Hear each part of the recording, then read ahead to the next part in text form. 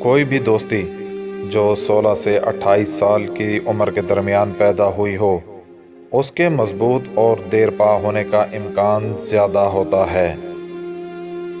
وہ لوگ جو بہترین مشورہ دیتے ہیں وہ عام طور پر سب سے زیادہ مسائل کا شکار ہوتے ہیں۔ انسان جتنا ہوشیار ہوتا ہے اتنی ہی تیزی سے سوچتا ہے، اور اس کی لکھاوٹ اتنی ہی سست ہوتی ہے۔ زیادہ دیر تک تنہا رہنا آپ کی صحت کے لیے اتنا ہی برا ہے جتنا کہ دن میں 15 سگریٹ پینا۔ جو لوگ سب کو خوش رکھنے کی کوشش کرتے ہیں وہ اکثر تنہا محسوس کرتے ہیں۔ ذہین لوگ عام آدمی سے کم دوست رکھتے ہیں۔ انسان جتنا ہوشیار ہوتا ہے اتنا ہی زیادہ منتخب ہو جاتا ہے۔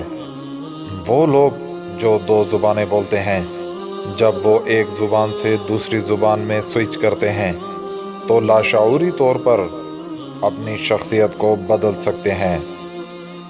سفر دماغی صحت کو بڑھاتا ہے اور دل کے دورے اور ڈپریشن کے خطرے کو بھی کم کرتا ہے۔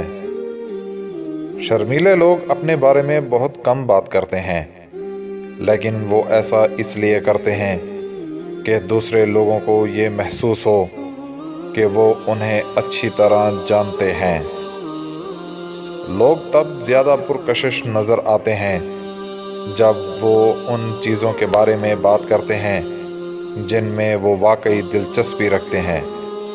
خواتین عام طور پر گہری آواز والے مردوں کو ترجیح دیتی ہیں کیونکہ وہ زیادہ پر اعتماد اور جارحانہ نظر آتے ہیں۔